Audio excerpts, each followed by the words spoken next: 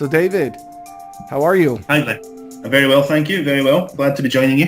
Yeah, it's an honor, really. This is my first guest ever here on Breathing in Wow, Dreams. right. Yeah, so it's a real honor for me. And for those of you who don't know David, he is the mastermind behind the Almost Predicable Almost blog. And for this entire Global Spirit Tour, he's been doing the Global Spirit Tour project. Are you still alive? Just about. The finishing line is in sight, and I can nearly see the end of this project. But it's been good fun. It's been challenging, but good fun. Yeah, there's about, 5-6 shows left now as of today? Yeah, I think about 6. Yeah, 6 to go, and I'm going to Berlin for the last 2 shows, so I'm going to review the very last one. Oh, that's cool. the idea. Sorry. No, I was going to say I'd be kind of... We'll get into it a little later on about Berlin, and I don't know if we should even make predictions, because, who knows? Who knows what's going to happen. But how did this whole idea... Well, first off, when you originally started the blog, it was, of course, to cover Depeche Mode, but also, like, the electronic music scene there locally. And I know this tour project probably wiped that out here for the last little bit. But tell us a little bit about why you started the blog and what your original goals were, and are you going to try and get back to them after this madness you've been doing? Well, basically, I collect Depeche Mode records as well, and as people will have been bored to death by on Instagram and Twitter and everything else. You do? And yeah, just 1 or 2. Yeah. I feel your pain. Yeah, exactly. You're a fellow sufferer. Yes. I thought when the blog started, basically it was partly my wife's idea.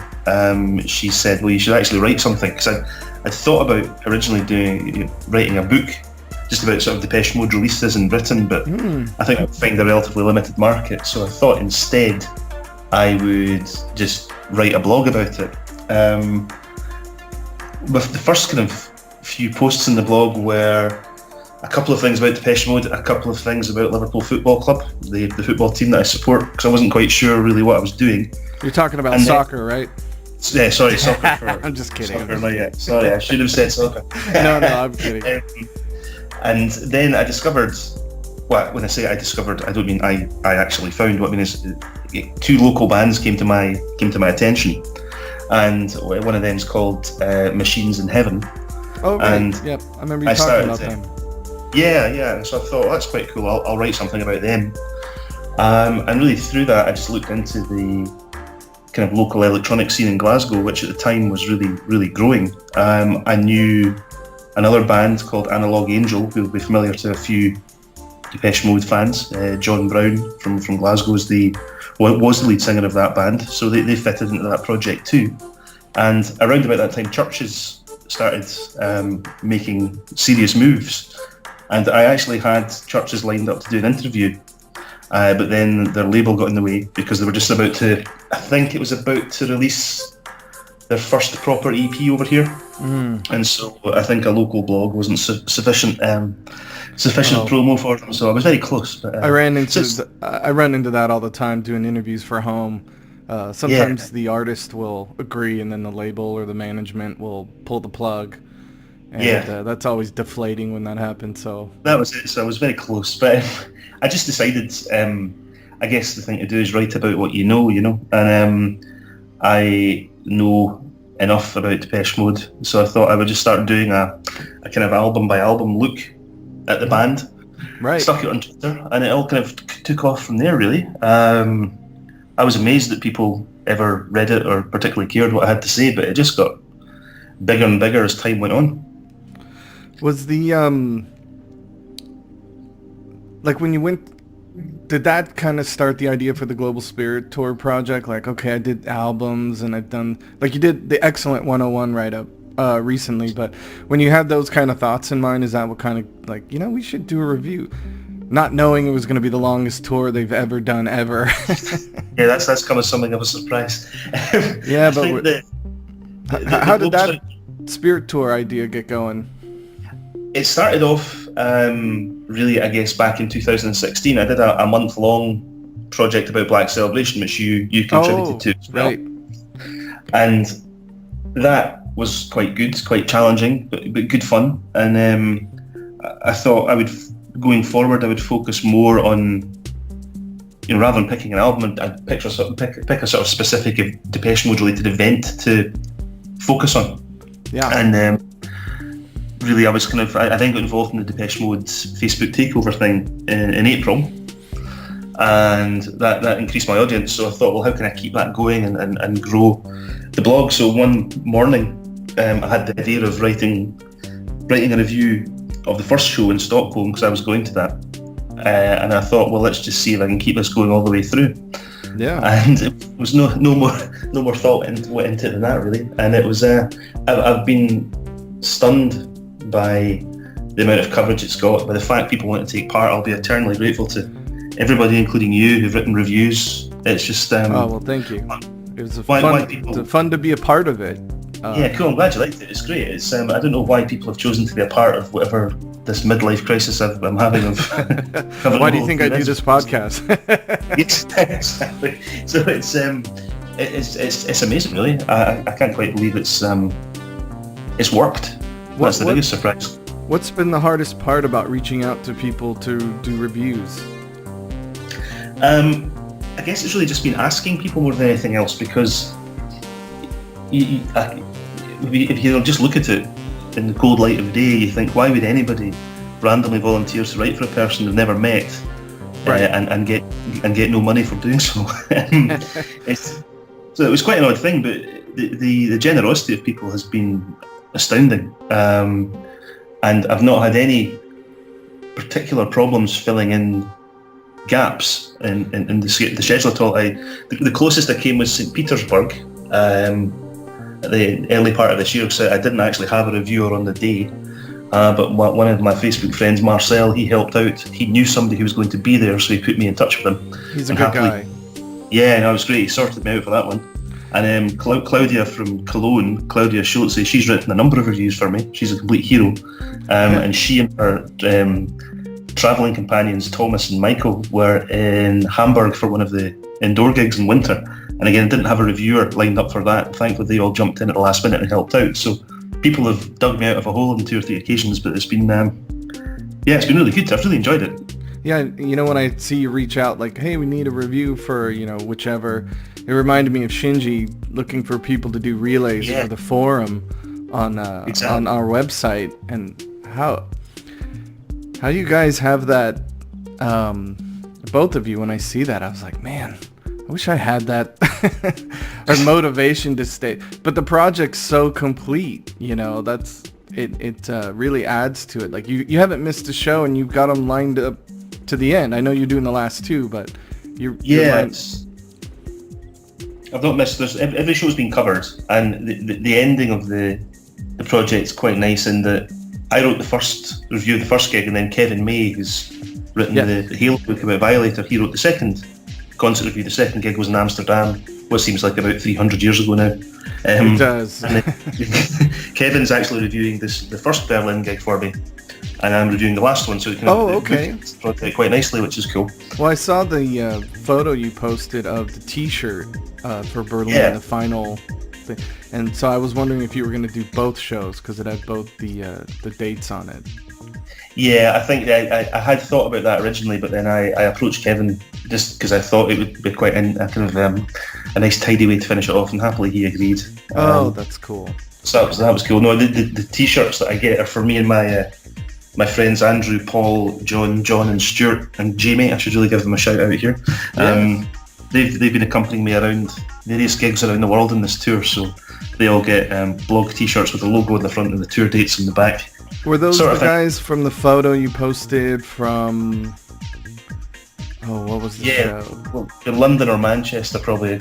Two kind of group pictures. Yeah, that's them. So very cool. They travel around. They're all quite big Depeche Mode fans as well, so it's quite good.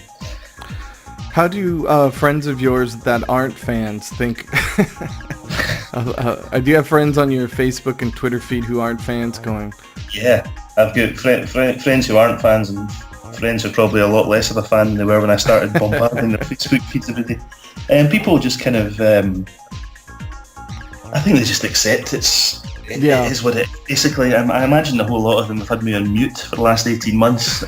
So I don't know, but yeah, I'm kind of. Whenever there's a Depeche Mode thing on television or in the press or anything at all, I usually get quite a lot of messages from friends saying, "Do you know this is on?" and "Have you heard this new song with Depeche Mode?" etc. So it's even if they're not a fan of the band, they do look out for me, which is quite nice. Yeah, one of the most difficult things, maybe this is just for me, is promoting on my personal. It's so much easier because I created a Facebook and a Twitter for the podcast, and I don't mind posting there, but on my home one, or not my home, my personal one, it's like, I don't know why that it shouldn't be. I should be able to just say, hey, here's what I'm working on, and I need to get a little bit better at that. But some of that comes from when I was DJing regularly, and you know, it's kind of like you feel like you're begging people to come to your event or to check out your whatever you posted, and I guess there's a certain amount of fatigue that comes from promotion. I think that's it. Yeah, definitely.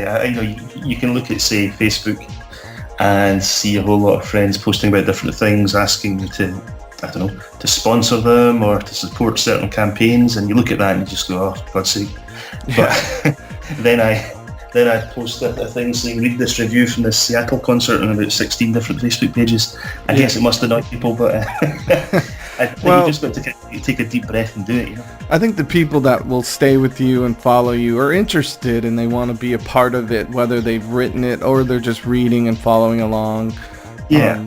So, you know, whoever's hanging with you wants to be there, and whoever's not maybe checks in from time to time. Is he still on about Depeche Mode? Oh God, he is. Turn it back off again. Yeah.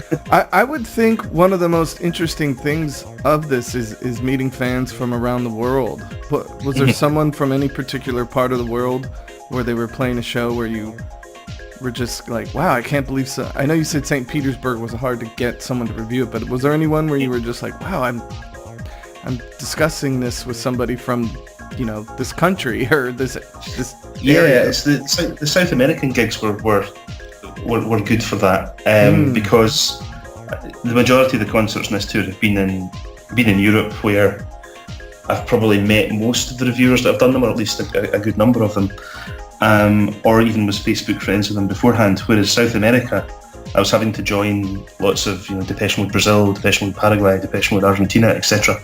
All those groups to try and find reviewers. And while there were some familiar faces who did reviews to me, so Michael Lyons reviewed the first Mexico night for me, which was cool, for example, and Claudia Schulze also wrote a review for me. There was new people that I got in touch with, and that was really interesting, just kind of hearing from them and learning about what Depeche Mode playing in their country meant to them, because I think as a European fan you can maybe become a bit blasé because they tour every 4 years, they play the same places. You'll know they'll play a lot of concerts, and I guess in North America as well, they play there regularly, they play a lot of shows, whereas they don't play in South America terribly often, or even when they do, they don't tend to do terribly many concerts. So even though it was only 6 dates, it was a proper mini tour, as it were. Right. Yeah, I'm surprised there's some areas they haven't returned to, like Australia and Japan as well. Yeah, well, you know, a lot of it is financial. You know, it's expensive to bring an entire show there, or maybe that's just shrinking markets or something. But perhaps, you know, on this tour, I'm surprised they haven't gone. Well, it's when they call it Global Spirit Tour, they haven't quite covered the globe. But, but you know, no. So the South American lot was really interesting. That was a whole new perspective on Depeche Mode, which I hadn't had, and getting to publish those reviews, you could really feel sort of the passion coming out of them, which was great. Yeah. And one really good one was, of course, Dickon from DMK wrote a review for me at one of the shows as well, and that was really good to have him involved too. Yeah, that was cool. He even got a shout out from Martin Gore on the wrap up for the fan takeover. I thought that was that was good. So it was great having Dickon involved. So it's been really good just to pull together so many people from around the world to be involved in this whole thing. It's been fascinating. Now I know I know Sean and I from home wrote a review, and mine was clearly better. So, no, I'm just kidding. Sean did what? Barclays Center? He did the Barclays Center, and he did forgive my pronunciation, but it's Uncasville, or you can't. I can't remember. Yeah. I'm not even sure how that's pronounced. Yeah, he did that one too. Oh, okay. What a show off. yeah. Honestly, the grammar and all of them was shocking. It took me hours to edit them together. Come on, Sean, get it together. One was just actually handwritten in crayon, which was quite embarrassing. You got crayon. Oh, that's good. No, we love you, Sean. We do really. And Peter wrote one as well. Which one, Harper or? Peter 2. One, yeah, Mr. 2. He did the Odense gig from a couple of weeks ago in Denmark. Oh, that's right. Yes. Yeah, I don't know why that slipped my mind. Well, mine was still better than both of theirs. So, anyway, no, I'm just kidding. I actually felt, a little weird about writing mine because I had a couple negative thoughts. And one thing I was going to ask you about, was there any common thread, positive or negative, that, from putting these all together? Like, the fans definitely aren't into this, or, oh, the best part was this, and... Yeah, I think certainly from the first couple of legs, everybody was really taken with the run of songs that starts with Everything Counts, especially the first leg when you then went through Wrong and Stripped, and everyone seemed to be really taken by that. The drumming has been criticised a few times, myself included. Christian seems to be a bit keen on his tom-tom fill-ins at certain times and things like that. It was just overkill on a few songs. And it's like I said in my review, it's difficult for me to be critical. And it's not like I dislike it, but there was a couple moments where it was really distracting. And I get it. They're playing 50 million shows and he gets involved. Yeah. And it's generally when I'd hear those type of things that would bother me was later when I'd listen to playbacks of the live shows. But during the show I was just like, man, that's one thing that's come out. I think some people, but again, I think this is a symptom of people going to numerous concerts. I think in the latter part of the tour, people have found that the set list can get a bit repetitive, or not altered at all. And that's a valid criticism, I guess, because if you look at, I don't know, Pearl Jam or The Cure, they'll play 30 different songs in 2 nights and that sort of business. But Depeche have never been a band who wildly vary set lists. So I think exactly, and that always surprises me when I see people complaining. And I was just like, when in their career have they ever really done that? Yeah. That's the whole thing. But in the main, the reviews have been positive. I mean, one thing I didn't want to get was 130 or whatever number it is reviews all saying Depeche Mode are great, this is the best live show of all time, wow, they're fantastic, because that would get fairly boring. So it's been a good mix.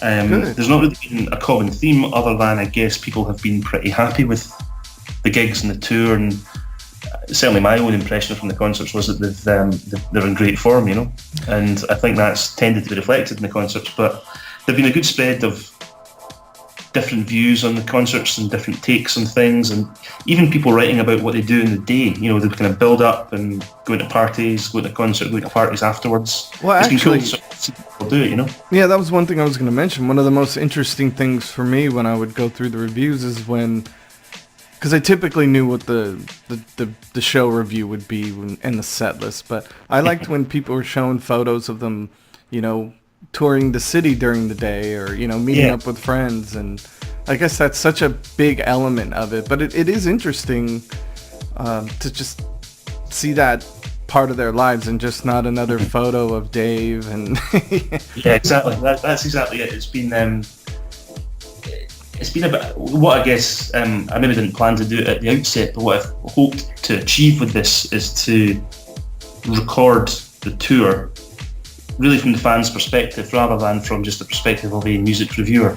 Yeah. Because people writing the pieces, it means so much to them, and just seeing how they all get on during the days and the fun they have, I think it certainly worked from that perspective. There's not a day go by, it is a little over, but I always think about when we start talking about this social media and the ability to now take photos, because I mean, I remember people sneaking cameras in, hiding them in their pants, and, there was a time. Can you imagine if this was all happening, like you're doing this blog project and social media during, the World Violation Tour, or, Yeah. It would just be insane. That's why when sometimes I'll go on these Facebook groups where they collect photos and things, and I was just like, man, I wish there was that many photos during these other tours, but you literally you couldn't bring you couldn't bring in a camera, Yeah, I remember even the first time I saw Depeche in Glasgow, so that was on the Sounds of the Universe tour when they hadn't been here since 1986, and I took along a camera to that concert. And I remember trying to sneak it in and keep my hand in my pocket so the guy couldn't see the camera in there, because I didn't have a phone that had a camera on it at the time. And it's not that long, but it seems it's really weird. I think you're right. One of the main groups on Facebook for Depeche photos and other things is the Depeche Mode Classic photos and videos Facebook group, who I should give a shout out to because I've taken many photos from them for this project. And I was actually going to mention that. Yeah, they're pretty touchy with people taking and borrowing from them. Did they have any issues with you, or did you run it past them before? I ran it past them at first. I'd worked kind of closely with them during the Black Celebration project, so they knew me and they knew that I wouldn't go too far in how many things I took. So they've been absolutely fine with it, and as long as you credit them, that's the main thing. But they kind of work quite closely with them in this, which is nice. But yeah, it's funny when you see whatever gig they played in the World Violation Tour on this day, you'll see about 4 photographs from the concert, and you think, wow, I wish there were 200 so we could really enjoy what it looked like. Some of those photo albums are like 500 photos, and I'm just like, whoa, it's crazy.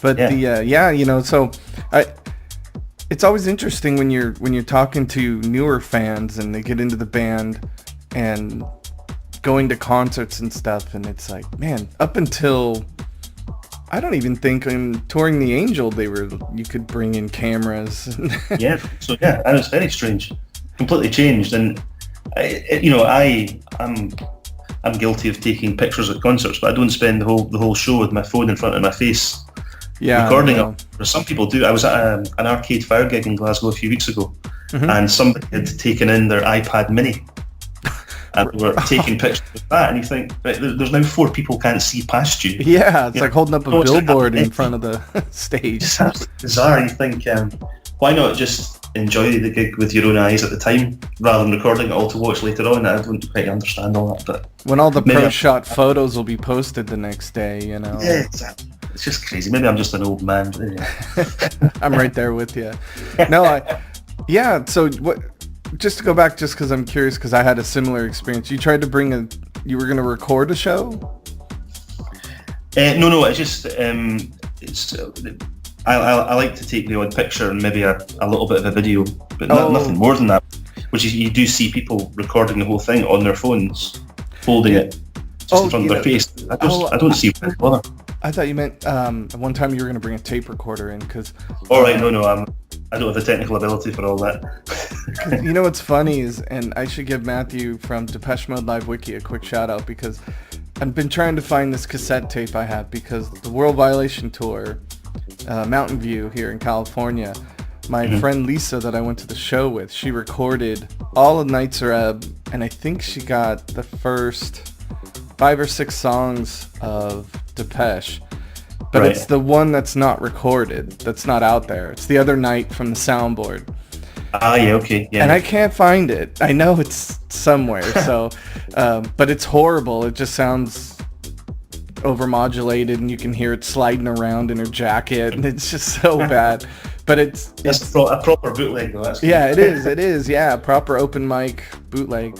And I'll find it one of these days and send it to him, so if he happens to be hearing this. But yeah, I mean, that people went to those lengths just to record the show, and now you can bring in your iPad and record the whole thing. Absolutely bizarre. That's one thing I've not featured too much in the project, actual recordings of the concerts, because I don't think it's not really the forum for that. I don't think. I've got a few videos of songs on because people have recorded certain songs at certain times that mean something to them, and that fits in with the review. Because I had thought, for example, if I couldn't get a review for one concert, I would just do a post myself, like with photos and videos on it. But I'm quite glad I avoided that in the end. It takes away the kind of personal touch that the reviewers bring in. Yeah. What is the idea after? Are you going to continue trying to do your local music scene, or what's the plan after this project? Just more Depeche projects? I think I've made a decision to kind of keep doing the Depeche Mode thing more than the local reviewing thing. I don't really have time to do it all, and I feel I've just found that recently, or certainly since this project started, that I can't review anything for any local bands with any kind of degree of detail. Right. So I feel a bit bad about doing half a job rather than a proper job. So I've really kind of pushed that to one side.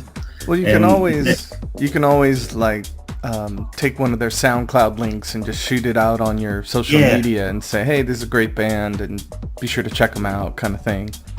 I think that's what I'll keep doing. So I've done a little bit of that, and I think I'll keep doing that from that point of view. The Depeche thing, the plan was before this project. I've not done it yet. I went to do a piece about the Exotic tour from '94. Yeah.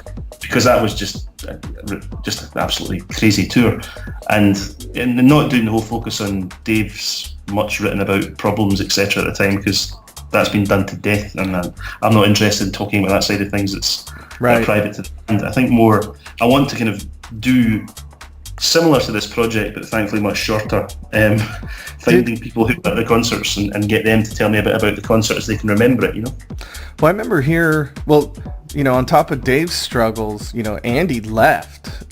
That's true. Yeah, Terrible Monty filled in, and I remember he played here in North America. I remember I saw a couple of the shows here. Did he play those South American shows? I think he maybe did. Yeah. Certainly Daryl's first show was an American one. I know that. I'm sure. But no, he did. I'm sure he played in. I'm sure he did. Yeah, I need to check back. This is where the thousands of people that listen to your podcast are now screaming. Thousands. They drive to work or go running because we've got Depeche Mode facts wrong. But yeah. No, we're just having a conversation. We're not being factual here. So fact checks before we did it. Yeah. We got to remember who may or may not be listening. There's fans that know every detail of everything. Exactly. The ones that make you and me look like amateurs. So. I think the Exotic tour would be something I'd like to cover. I know a bunch of German guys were at the South African concerts on that tour, for example. That's right, South Africa. I said South American. I meant South Africa. Yeah. South Africa, and there was Singapore, Hong Kong, just lots of kind of odd places that they don't normally and haven't played since. So I thought it'd be quite interesting because, again, it goes back to what we were saying about available footage from those gigs, both in terms of video and photography. There's not a great deal. So it's a kind of unknown part of the band's history. So I'd like to have a look at that. Didn't they play Something to Do? I know they did it in Brussels, but they did it one night, I think so. I can't remember. I remember they certainly played it. I'm just thinking back to the old bootlegs from those days. Yeah. South Bank Standard Bank. That's or something. Right. Standard Bank Arena in Johannesburg. Yeah, they played 4 or 5 nights there. Yeah, and they did Clean and Waiting for the Night and some songs they weren't doing in the normal set list. But my memory's getting really fuzzy, so I'm not going to try and commit to any facts without really thinking it through here.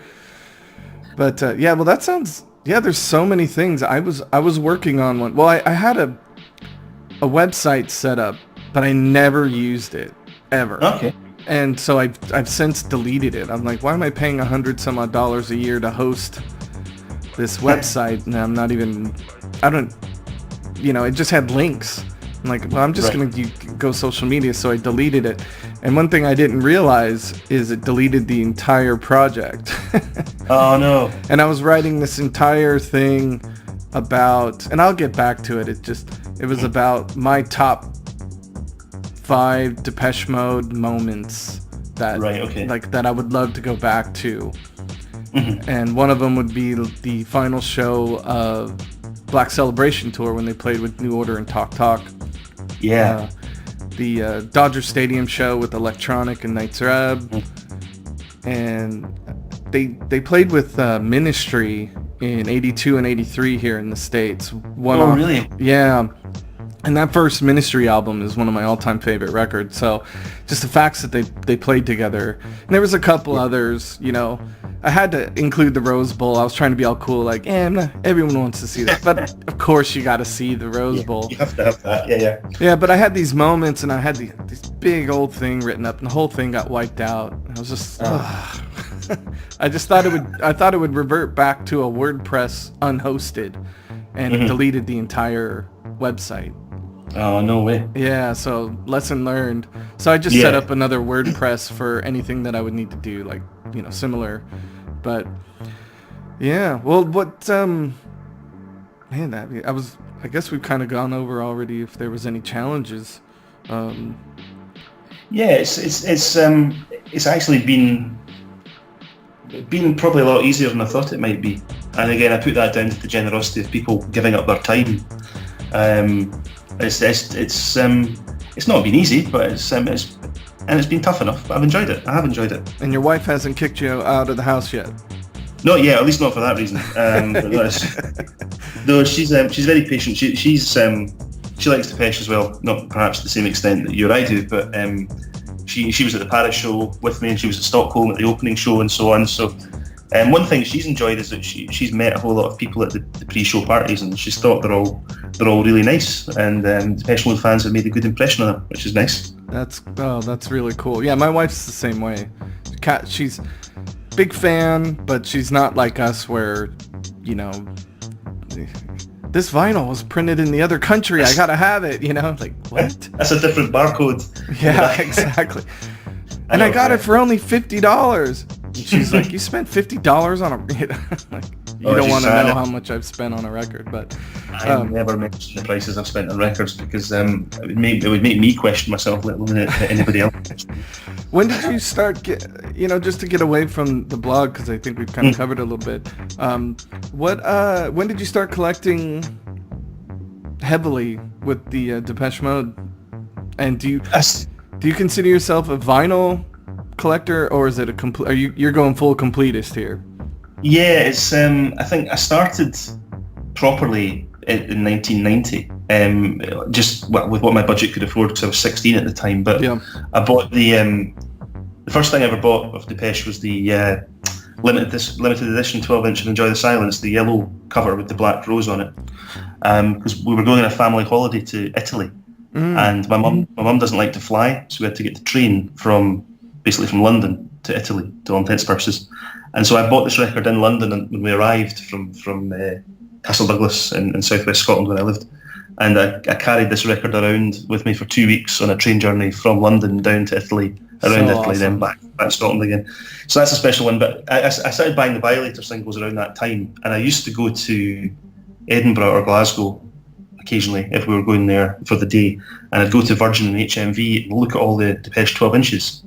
And all the coloured vinyl was there, because in those days the shops would just import these from what was West Germany. Right. And I used to love them. I used to love looking at them. And I imagine they were probably all available for about £8 or £10 at the time. And then about, 10 years ago, I started collecting everything with Depeche Mode, and that included buying the coloured vinyl at a lot more expensive prices than I could have got it when I was 16. But, right. So it's really just been the last few years that I've done the whole collecting all the British versions of singles and the promos and all the German coloured vinyl stuff and a few Japanese things which are quite nice. So it's still an ongoing project, though. There are still gaps in the collection, I guess. Yeah, I had a similar experience where around the Violator, I started collecting. Well, I didn't intentionally collect, but when I first got into music around 85, I was about 13. No, 84, 85. And you would just go buy the single because you liked the song, so yeah. I would go buy whatever, but I'm almost positive the first Depeche Mode thing I bought was the People Are People 12-inch. And cool. And then some great reward because it was on the radio 24/7 here when it hit big. But I was too young to go see them. I remember wanting to go see them, but my parents were like, no. Though I dragged my dad to a few concerts, but unfortunately I didn't see them till later. But I had a similar experience where we went on a family vacation to the East Coast, and my dad told a couple of my brothers, and like, you guys have this much for, buying souvenirs, and he allocated each of us a certain amount. And we were in Rhode Island, and it was when the Policy of Truth 12-inch came out. So but it was the limited edition gatefold. Oh, yeah. And I had already gotten the other one, and I was like, oh, I need to get this. And then they had the two On You Sound Megamix 12 inches. One side's photographic, and can't quite remember, but and there was one other Megamix. It's crazy to think you would buy mega mixes on vinyl back then, but that's what you did. And I had to lug them around the entire vacation. Yeah. And that's so funny you should mention. It's just similar collector experience, but similarly tragic tales in there. yeah, but my first 12-inch that I bought prior to an album release was I think it was Stripped. What was the first single off Black Celebration? Why am I drawing a blank? Yeah. It was Stripped. Stripped, that's right. Yeah. So and then I've just been collecting ever since. Just it didn't start off. It was more of just like the new single. You just kind of buy it, and then just kind of continued on with it. What's the Holy Grail? What was the big one that you were like, I can't believe I have this now? Yeah, it was the grey vinyl 12-inch of Just Can't Get Enough from West Germany. I hate that you have that. And it was the only one of the West German 12-inch coloured singles that I didn't have, and the price, as you know, for that is absolutely crazy. But yeah, insane. I saw some put it on eBay with the white vinyl 12-inch, the normal 12-inch, and some other bits and bobs, and it was quite a low price. And the way they'd named it, it wouldn't immediately jump out as being, if you did the search for it on eBay, it wouldn't necessarily pop up.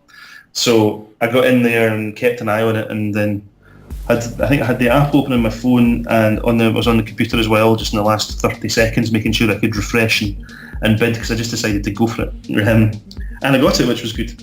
I won't tell you the price, because that's just, it wasn't crazy, but Yeah, no. I'm glad I did it. It completed it, and I got the blue vinyl Personal Jesus from Australia as well, which is quite rare. So that was another one to find. Yeah. I know. I saw you and a handful of other people get the gray vinyl, and then my friend. It's so funny. He's a big collector, and he has the white vinyl. And I was just like, you know how much people are paying for that? And he's like, what do you mean? Because he bought it in the 80s. So or whenever it was released. Maybe those came out later, but whenever it was released, he just bought it at the store. Super. Yeah. So it was kind of crazy. He had no idea it was any. He just. Like you would think of the Never Let Me Down orange vinyl, or just ones that are a little more. Well, I don't know if any of them are quite as accessible as any of the others, but he just didn't think it would. People were paying hundreds and hundreds of dollars for these, or pounds, or whatever. Yeah, no, it's absolutely crazy. I think the kind of rarest ones of that run are the grey Just Can't Get Enough and the white vinyl 12-inch of Stripped, because there are two Stripped. There's a sort of really cool kind of blue marble vinyl, and the white vinyl of Stripped as well, and that's quite rare. So those are the two, I think, that are the hardest to track down of that series. Yeah, do you collect the CD? Yeah, you collect everything. Yeah, I go for all the music stuff. I don't collect things like a lot of people collect magazines and all that sort of other articles. I never got into posters, that either. whatever else. Yeah, so it's just really CDs, cassettes, and vinyl. So I'm just old-fashioned music collector more than anything else. Yeah, and that's interesting because that describes a lot of fans. I think in general, I think there's fans who are obsessed with the music, and then others who are obsessed with the band, be it collecting or posters, and it's such a lifestyle where I was always more a fan of the music. Like, it's always shocking when there's people who can tell you all their birth dates and and all their kids' names, and it's just like, how do you know that? Well, that's it. It's sort of, how do you know that, and why do you know that? You know, it doesn't make a lot of sense. It's like you see people on Facebook who their Facebook username is something like, you know, Mrs. Andy Fletcher, or it's called themselves Dave Gann. You think, okay. I always want to get an obscure one, like, you know, Mr. or Mrs. Eric Radcliffe, or you know, something like, you know, oh, you're, you know, I don't know, but it proves you really know what you're talking about. But at the same time, I'm watching and following along because they have this extensive knowledge, you know, and I'm always like, so sometimes when through the home or the Breathing in Fumes social media, like, it's always great because people will go, you know, people in Europe will post, you know, happy birthday, Andy Fletcher, and it'll be like, you know, 8 at night here, and I'll see it, and I'm like, oh, well, I know what I'm posting tomorrow. Gives you heads up. Kind of helps with that, or album releases, you know, anniversaries and that stuff. That's kind of fun to do. I know you do that as well. Yeah, I do that. It's partly just the way of my continuing campaign to bore everyone to death by putting up pictures of records, you know. So if the other day was I think it was 35 years since Everything Counts had been released, and I have a nice picture of all the different vinyls and CDs, which appeals to a certain type of person such as yourself and me. So the rest of the world has to suffer when I post these anniversary things up.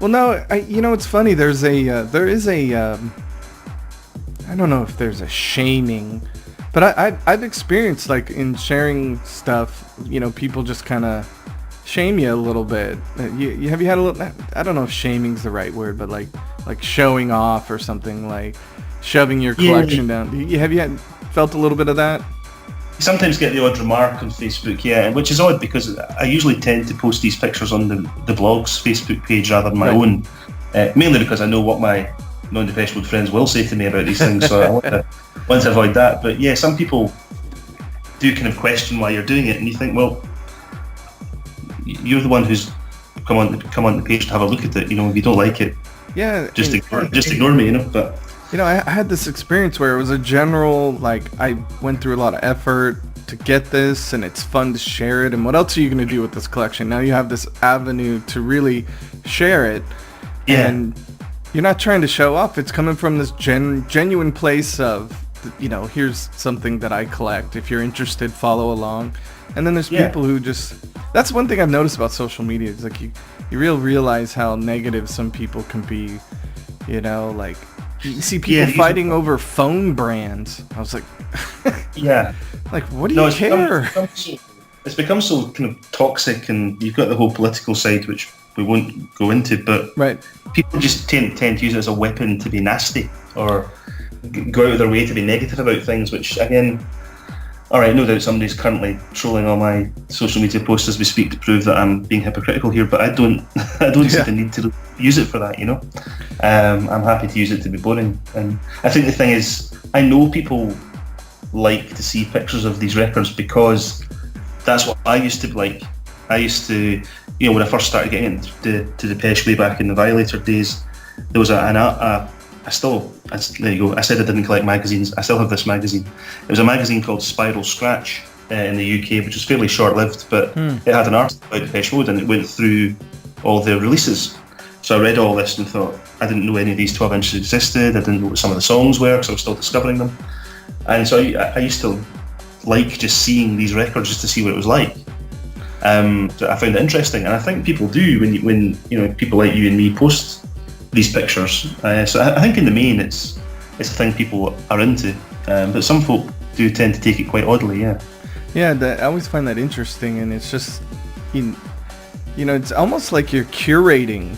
I don't want to take it that seriously, but you're if you're a big fan of the music, you know, you're going the extra step to invest in collecting it and have it in your collection and making it a part of your blog and wrapping, you know, it's tying it all together. It's not just, you know, it means a lot for me in this day and age when anyone can just go online and download their entire catalog, you know, to have the physical, tangible item in your collection. It doesn't mean I'm any better or worse than anybody. It's just, for me as a music fan, it's more satisfying. And then I agree. And then there's people who don't want to invest in it and like enjoying pictures of people who do. And how anyone can make something negative from that is just kind of I don't know. I know it's I don't quite get it. Like you say, if people don't want to look, they shouldn't look. There's plenty of things I don't go and look at online because I know it would annoy me. For example, I've blocked hundreds of accounts on Twitter just because if I see people popping up like the idiot Nigel Farage over here. I've blocked him from anything I can see in social media because that just simply improves my day. I know it's there. I don't go and look at it. It doesn't annoy me. Therefore, so there are ways to manage these things. Yeah. Is there anything you're like you have to have that you don't have in your collection that you're like constantly looking for? A little bit, yeah. I think there's a couple of Japanese things that I would really like, but they're really, really rare and they're very, very expensive. And it's like there was a World Violation promotional CD issued in Japan just to celebrate the gigs in Japan on that tour. And I think it's just a CD with the 4 singles on it, but it comes in one of these really cool Japanese snap pack things that are called. And finding one of them is very, very difficult. That's one of the holy grails. Other than that, I think if I start going down another avenue of collecting Depeche Mode things, say for example collecting, I don't know, French 12 inches or whatever, that's just going to open up another few years of record chasing. Yeah, so there goes your retirement.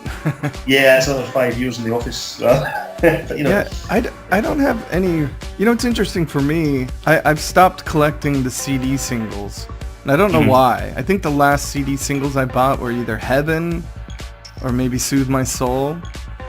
Okay, yeah. I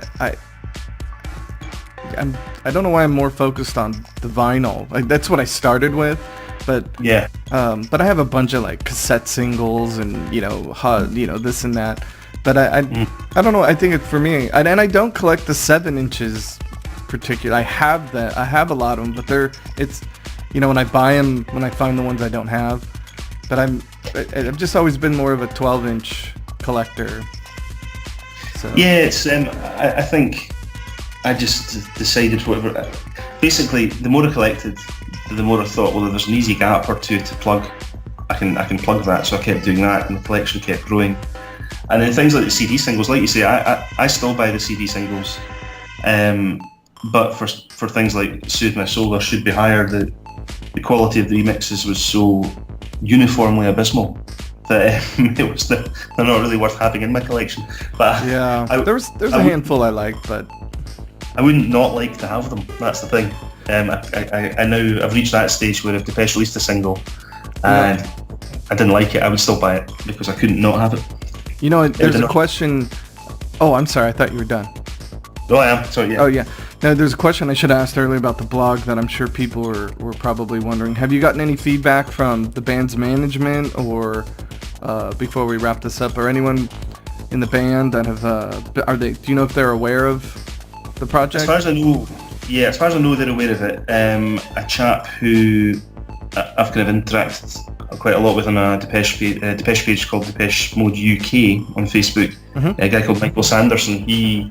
He was backstage in Manchester doing the meet and greet type thing, and he told Martin about it, and Martin told him he would check it out. Whether he has done or not, I don't know. Oh, that's so cool. And I know for certain that Andy Fletcher has read it. He seems to be one from the band who will go and kind of check those things out. He's conscious of. He seems to make a point to be conscious of what the fans' response are, even if it's mostly during the tour. But he definitely he checks in on different things. I'm sure the other guys do too, even if it's just management giving them comments here and there. Yeah. I just and the other thing you did, which was insanely generous, is all the people who participated. You had shirts printed up, and you sent them all. So another small fortune you spent.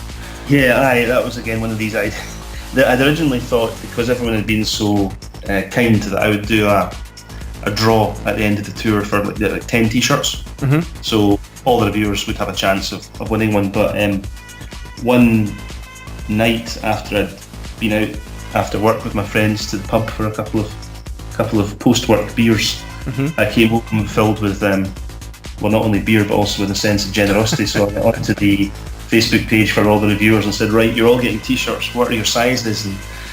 And a lot of people have responded to that, so I've sent t-shirts all over the world, and I know that cool. On the recent gigs that I've had pictures from reviewers. They've actually sent me pictures of them wearing the t-shirt at the gig. So yeah, I see those. It's quite good. That's so cool. And you'd already sent me one, so I didn't want you to have to fork out the cash to send me. That was very nice of you, yeah. Cause I was like, he's spending a fortune. I know. It was funny when I was writing you about it. I was like, how do I say this without sounding? It's like, I already have one. It was so generous that you sent me one that I wouldn't feel right taking a second one, even though it's a little different than. But it wasn't that much, so I'm like, I was honored to have the original. So But I think it's that was very. There was any way you would have said that to me would have been good, because it saves me saves me some cash. Because one of the guys we mentioned earlier, Kevin, who wrote Halo the Violator book, coming soon, by the way. Mr. Kevin May. He was wearing his blog T-shirt for the Brooklyn gig a few weeks ago at the Brooklyn Centre, the Barclays Centre, and he went to the subway to, I think, presumably go to the gig, and he was wearing the T-shirt, and he couldn't work the ticket machine. And a girl came up to him and said that she recognised the blog logo in the T-shirt, and asked if it was something to do with the blog, and he explained to her why he had it, and then she paid his subway ticket for him. So wow, it clearly works, she says. So all of you who've got T-shirts, just see what extra benefits you can get from wearing them. There you go. Well, I wore mine at the little party we did in San Francisco to promote the release of Spirit. Mm-hmm. And I had a few people come up that were aware of it. One of them was a diehard Depeche fan, so of course you'd know. But there was a couple people, and it was like, oh, that's so cool. Nice, that's good. Well, me and my friends will be wearing them all in Berlin next week, so come up and say hello if you hear this, and talk. Just don't criticise the blog. At the end of the tour, my ego wouldn't be able to handle it. I know. Are you gonna? I can't believe the tours are just wrapping up. I know, it's crazy. I'm so curious what they're gonna do for 2 nights in Berlin, and which is making me go, hey, I gotta get this up. So I'll probably post this episode up in the morning, in case anyone's made it this far, listening to us ramble on. But yeah, I'm curious if and I don't like to discuss rumors, but fans are rampantly talking about it on social media. But if these shows are to be filmed, the first night, are they going to play the first legs? Yeah, I wonder. And then the second night? It'll be interesting. I wonder, Heroes will come back in for a one-off performance. Hopefully they'll bring back Wrong, for example, because I think that's been missing from the recent shows. And yes. One thing I wonder as well, I was lucky enough to be at the Dublin gig last year, and that's the night that they played Halo. Right. It's not been played at all on the tour apart from that night. So, and I didn't realize that was the only time. Yeah, when you mentioned that the other day, I was like, oh yeah. So if they've got that programmed in, then it'd be nice to see that one come back out again, because that would certainly go down a storm. And I have my fingers crossed for you that anyone who's going to be listening to this has heard the set list. But I have my fingers crossed for you for the things she said to be played, things you said. I was able to see that in Sacramento and I almost cried. Yeah, no, I really am. If there's only one song they play, I hope it's that one, because I've never seen that live. So that would be extraordinary. Best gig that you attended so far of the Global Spirit Tour? I think it's typically not giving you one answer here. I know. You got to go with one. Got to go with one. I'm going to go with Paris. Paris, not Barrowlands? Yeah. The Accor Hotel Arena. Yeah. It was just incredible. I'd never been to that venue before, which is called the Accor Hotels Arena, but it's formerly known as Bercy, or more commonly known as Bercy. And the crowd was incredible. The noise was stunning, and the band were just in amazing form. So that was probably the most memorable, although to be a bit of a show-off, I could also say that the Barrowlands concert in March 2017, that was very, very good as well. Yeah, no, I think did you do the takeover on our home Instagram? Was it that show? That's right. Yeah, I took some pictures. Yeah, that seemed like 3 years ago. Exactly, it's crazy, isn't it? Yeah, it was.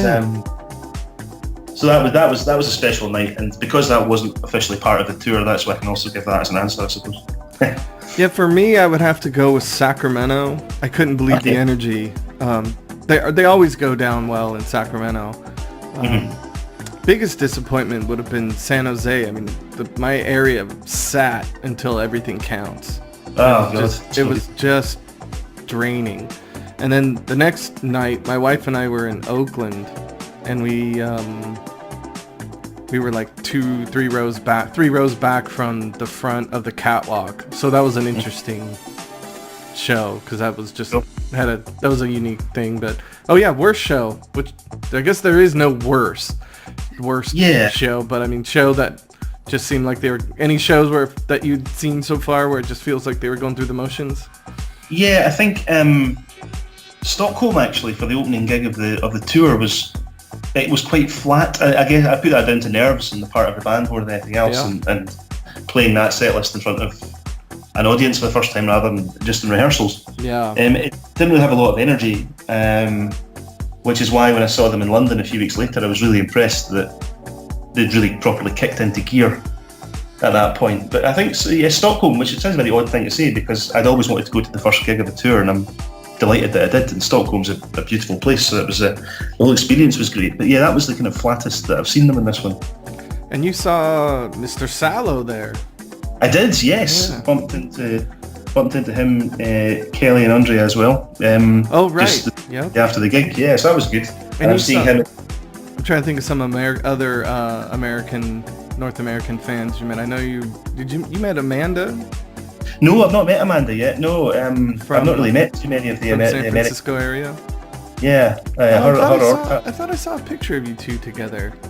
No, it was Kristen that I met in Manchester. Oh, it was Kristen. Yeah, she's from San Francisco. Okay.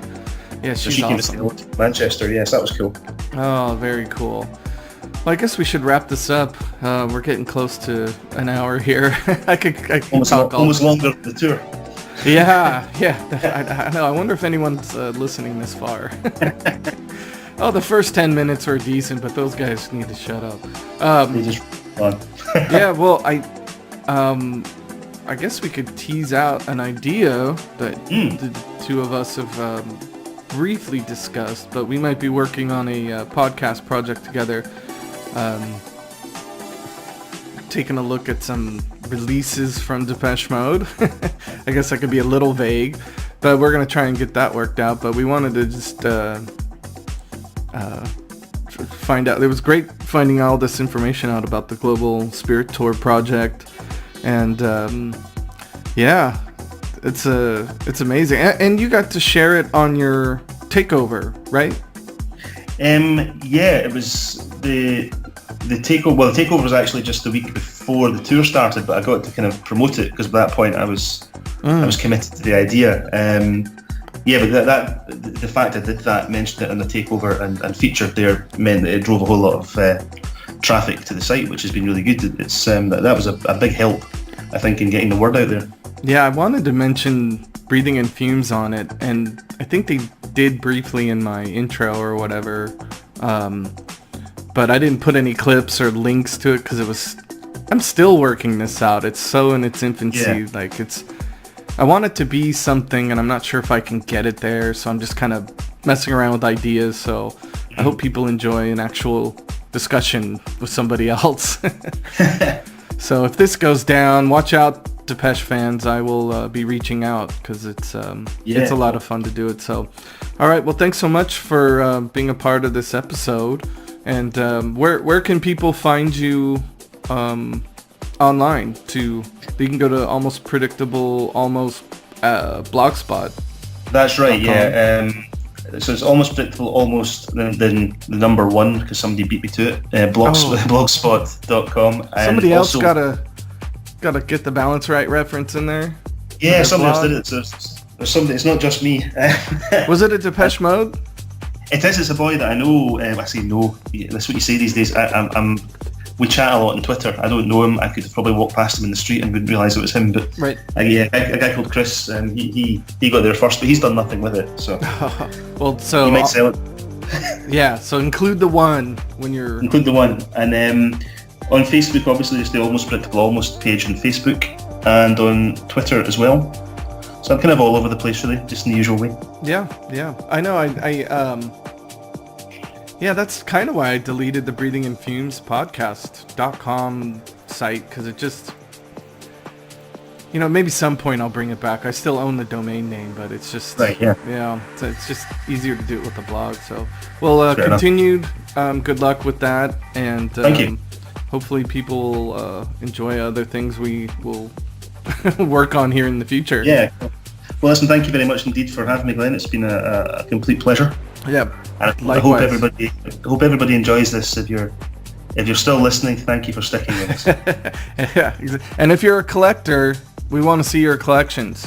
We're not the snobs. We're excited. So shout out to Vlad and everyone over at Dep. Do you say Dep Mode? I don't know. Dep Mode, I think. Yeah, Dep Mode. Yeah. Okay. Well, thank you, and hopefully we'll speak again here in the near future. Yeah.